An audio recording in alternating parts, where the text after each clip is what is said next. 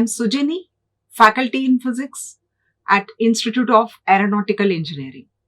Today we are going to see the wave equation of a particle which was derived by the famous scientist Schrödinger and is known as the Schrödinger wave equation. In this topic, we are going to see what a wave function is and how we are going to derive the time-independent Schrödinger wave equation. So, at the beginning of 20th century, there was enough of experimental evidence that suggested that atomic particles were also wave-like in nature. For example, if we take electrons, they were found to give diffraction patterns when passed through a double slit in a similar way to light waves. At that time, it was an established fact that light has wave nature and light undergoes diffraction, which is a natural phenomena. So when electrons were undergoing diffraction, they could also connect that electrons also exhibit wave nature. Therefore, it was very much reasonable to assume that a wave equation could explain the behavior of atomic particles.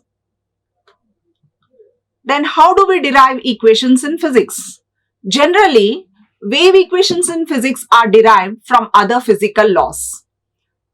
If we take the wave equations for mechanical vibrations or strings, they are derived using Newton's laws of motion.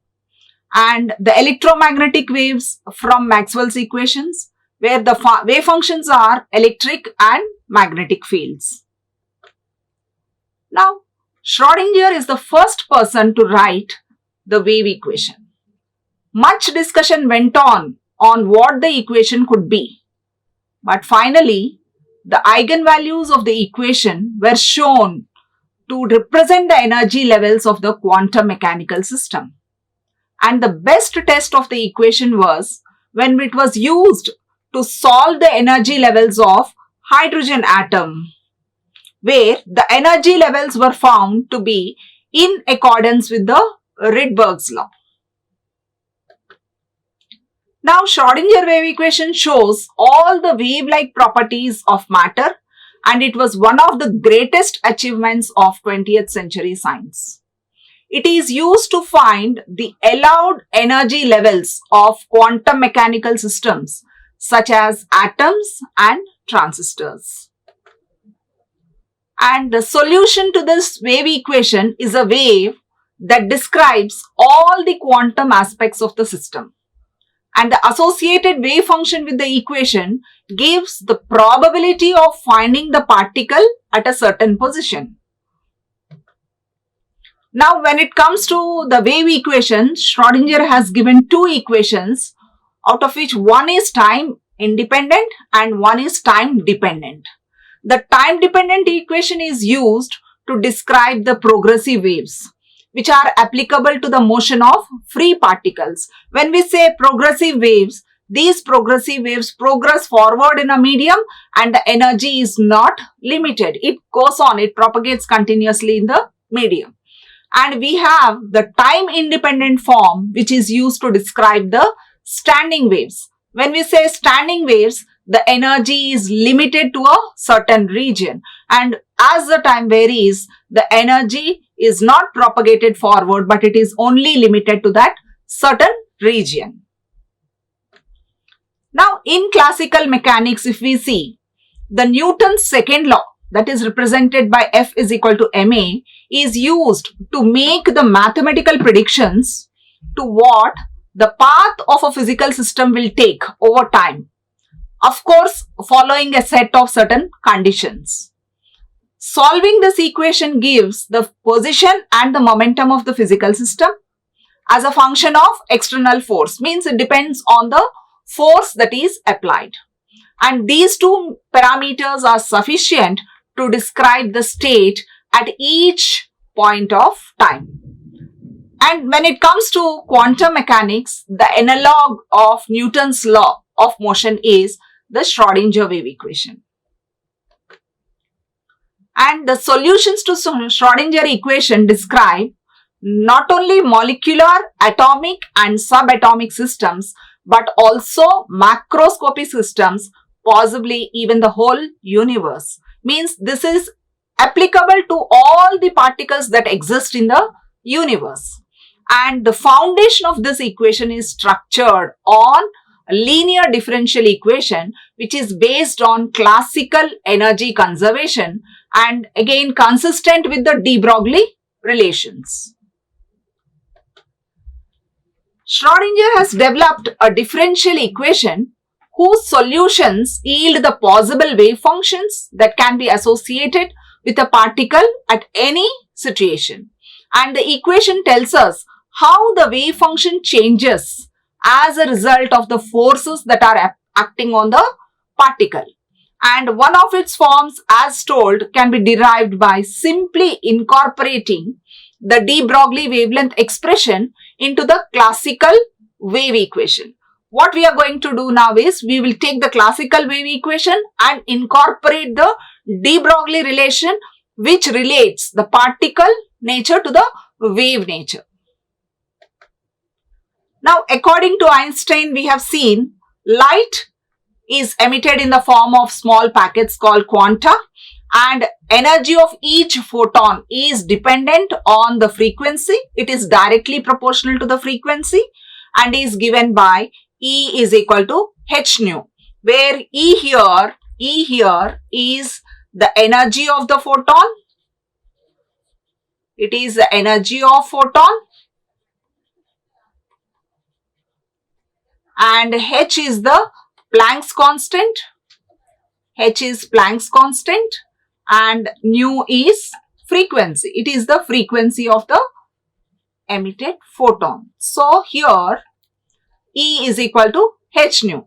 Then comes this de Broglie. In 1924, he states that a particle can be associated with a wave and the momentum P of the particle is inversely proportional to the wavelength. So P here is the momentum which is inversely proportional to the wavelength. So he gave the relation P is equal to h by lambda, and this can be written as h cross upon k, where h cross is a constant which depends on the Planck's constant h upon 2 pi. Now, in 3 dimensions, the wavelength lambda is related to the magnitude of the wave vector k. Whenever we are writing in 3 dimensions, we use the wave vector k, where k is given by 2 pi upon lambda. So that is how the particle nature and the wave nature are related, and de Broglie has given the relation P is equal to h cross k in 3 dimensions. Now, quantum mechanics knowledge acknowledges the wave particle duality of matter by supposing, rather than traveling along a definite path, a particle is distributed through space like a wave. And the wave in quantum mechanics replaces the classical aspect of particle trajectory as and is called as a wave function. Means in classical mechanics, we talk in terms of path of the particle as a trajectory, but in quantum mechanics, we are talking it in terms of a wave function which is represented by psi. Then rather than saying that the particle has a specified position and momentum, we describe it by a wave function which is a coordinate, which is a function of all the coordinates of the particle and time. So this wave function psi is a function of all the 3 coordinates x, y and z as well as time. So it is a function, the wave function psi now depends on, in 3 dimensions, all the 3 coordinates x, y, z as well as time. So it's a function of position as well as time. Now consider a particle of mass m and moving with a velocity v. It is associated with a group of waves of wave velocity omega and represented by the wave function psi. Let us start with considering the simple form of wave expression. What is the simple form of wave expression given by psi is equal to psi naught sine omega t minus kx. This is the simplest form of wave expression. Now, when we have this wave expression, here omega represents the wave velocity, whichever wave or the wave nature of the particle we are talking about. Omega is the wave velocity. T here represents the time, and k is the vector constant, which is given by 2 pi by lambda. Now, we will be taking the derivative with respect to x, and we are doing the partial derivative. Now, because if you see here, we are going to derive the time independent Schrodinger wave equation. Means we are going to keep the time constant. When you talk in terms of psi, I told you in 3 dimensions, it is dependent on all the 3 coordinates x, y, z and t. This is when it is in 3-dimensional. But when it comes to 1-dimensional, it is dependent on position as well as time. This is in 1 dimension. But now when we are deriving the time independent Schrodinger equation, we will consider the time to be constant. So, we will not take the derivative, we are going to take the partial derivative. That is, keeping the time constant, we are going to take the partial derivative with respect to x. So, when we have psi is equal to psi naught sine omega t minus kx, so the partial derivative of psi, dou psi upon dou x gives us psi naught k. So, for sine omega t minus kx, we get cos omega t minus kx, because the derivative, whenever you talk about, suppose you have to take d by dx of sine x, it will be cos x. These are the formulae which you have to recollect. So, d by dx of sine x is cos x. Suppose we have d by dx of sine kx. So, d by dx of sine kx will be cos kx, and then we take the d by dx of kx, derivative of kx. So, that will be k. So, you will have cos kx into k.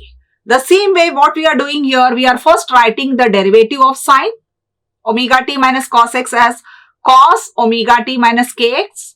We have considered the time to be constant. We are taking the derivative with respect to x only. So, the derivative of minus kx will be minus k. So, here what we are going to write is minus sin naught k cos omega t minus kx. Now, taking the second derivative. You get dou square psi upon dou x square. We already have sin naught k, which is a constant. We are going to put it here. And derivative of cos x is minus sin x. So, here we will get minus sin omega t minus kx. So, of course, minus into minus here again is becoming plus. And because for cos we are getting sin, 3 minuses, minus into minus into minus, you get it as minus. The resultant will be minus here. So, dou square psi by dou x square is giving us minus sin naught k square sin omega t minus kx. Now, we can rearrange it and write it as dou square psi by dou x square is equal to, I am simply writing this as minus k square into sin naught sin omega t minus kx. I'll keep a square bracket here. What we have done, we have just put this minus k square, which is anyhow a constant. We are keeping it here and writing sin naught sin omega t minus kx. Now, this sin naught sin omega t kx is what, according to the expression we have taken, this is psi. So, this equation simply reduces to dou square psi by dou x square is equal to minus k square psi. So, this is the expression we are going to take forward. Dou square psi upon dou x square is equal to minus k square psi. In this, now we are going to incorporate the de Broglie's relation. We have taken the simple form of a wave equation, and now we are going to apply the de Broglie relation. So, what does a wave vector k represent here? K is equal to 2 pi by lambda, and de Broglie relation lambda is equal to h upon p, and where the momentum p is equal to mv. So we know P is equal to what? Mass into velocity. P is mass into velocity. That is what we are writing it as m into v. And here lambda is equal to h by p, which was given by de Broglie. This is by de Broglie. What he said is a particle can exhibit wave nature, and the particle nature of the particle, that is the momentum can be related to wavelength using this relation. So lambda is equal to h by p is connecting the wavelength to the momentum, that means the particle nature to the wave nature. So we are going to substitute all the three in this equation. Dou square psi by dou x square is equal to minus k square psi. So now k will be equal to what we have for k. K is equal to 2 pi upon lambda. And what is lambda here? The wavelength, which we will substitute h by p. Okay, this is in the denominator.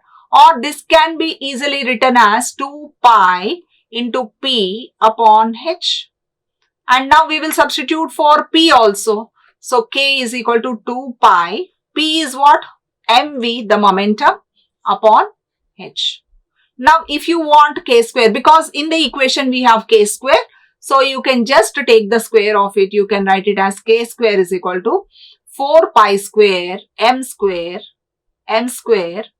v square upon h square. So that is what we have written here. So 4 pi square m square v square by h square can be substituted for k square. So dou square psi by dou x square is equal to minus 4 pi square m square v square by h square into psi. Now we have too many constants here. 4 is a constant, pi is a constant, h is a constant. So we have substitution h cross is equal to h by 2 pi. So for h upon 2 pi we can substitute h cross, or h cross square will be equal to h square upon 4 pi square. Or to put it straight, I can write 1 upon h cross square will be equal to 4 pi square upon h square, just taking the reciprocal of it. So 1 upon h cross square is equal to 4 pi square upon h square. So here in this expression, for 4 pi square upon h square, we are going to substitute 1 upon h cross square. So we have in the numerator, we have m square v square upon h cross square psi. Now taking this term onto the other side, we get dou square psi upon dou x square plus m square. This term, when it comes onto the other side, it becomes plus. So m square v square upon h cross square psi is equal to 0. So this is another form of equation which you will be taking ahead. Now when it comes to the total energy of the system, whenever you talk about total energy, the total energy is always equal to the sum of the kinetic energy plus the potential energy. Okay, and here for total energy we will simply write it as E. So whenever we are writing E, it means the total energy, and the kinetic energy of a particle is given by half mv square, where m is the mass of the particle and v is the velocity, and the potential energy is denoted by its potential V. So here we get the equation E is equal to half mv square plus V. Now from here we can also write the formula for kinetic energy as half mv square is equal to E minus V. I'm just taking this plus V onto the other side, we get E minus V. Now take the 2 also onto the other side, mv square is equal to 2 into E minus V. Or to substitute in the equation, we need m square v square. So I will multiply on both sides. Multiply on both sides with m. Why multiply with m? Because we need m square v square. So when we multiply, on the left hand side we have m square v square, and on the right hand side we get 2m into E minus V. So we are getting m square v square is equal to 2 into E minus V.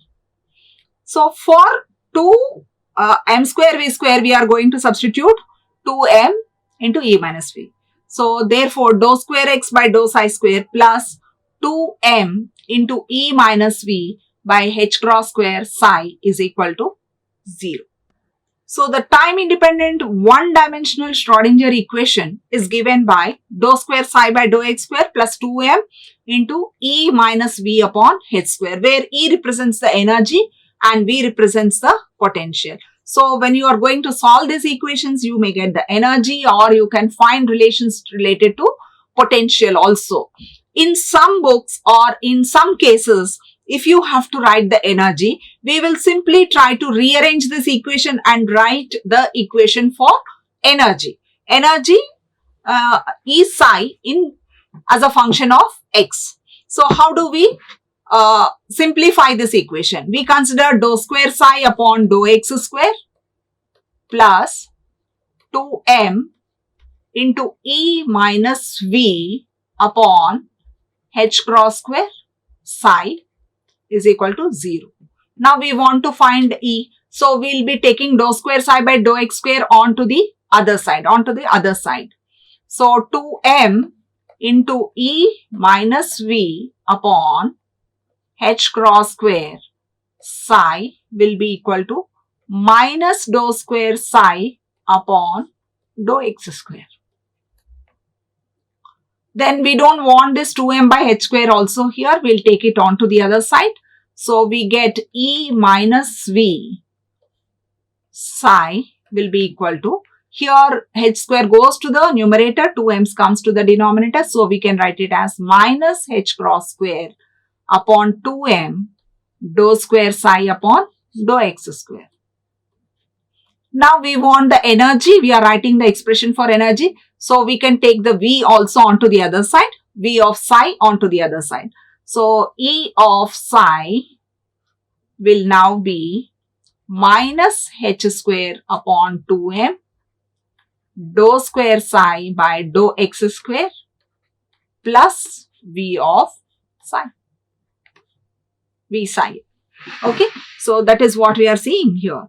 E can be, the energy E psi can be written as minus h square by 2m dou square psi by dou x square plus V as a function of x and also psi as a function of x. So this is what we are going to see in one dimensional. So this is the one dimensional equation and this is the expression for the energy. Now for simplicity, we have considered only one dimension. But if you have to extend it for 3 dimensions. So in 3 dimensions, as I told you, psi will be a function of x, y as well as z and time. But time independent, we are taking t to be constant. So here what we get, dou square psi by dou x square plus dou square psi by dou y square plus dou square psi by dou z square. So before it was only with respect to x square. Now we are incorporating the y coordinate as well as the z coordinate also in 3 dimensions. So this equation is there for 3 dimensions. Now to write it simply, here psi is a function of x, y and z. Okay. Now we are going to use the Laplacian operator. Okay. So here we are only just trying to show how the equation will be.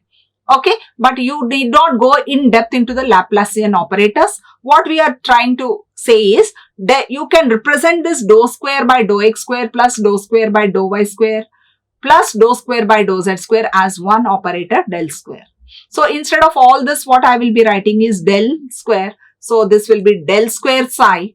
Instead of all this, I am going to write del square psi and the second term remains as it is, 2m into E minus V upon h square psi is equal to 0. So this is the expression in 3 dimensions. This is the expression in 3 dimensions.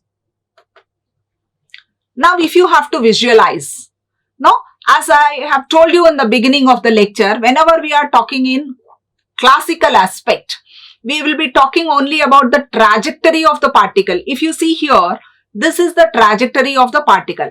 You see, a harmonic oscillator in classical mechanics is only represented by its path as a trajectory. So, A and B here are representing the classical mechanics concept. Okay, but in C and H, and from C to H, whatever waveforms you are seeing, these are all quantum mechanical representation. So I can say C to 6 are 6 solutions, different solutions for the Schrodinger equation. And the horizontal axis is represented is the position, and the vertical axis is the real part or the imaginary part red of the wave function.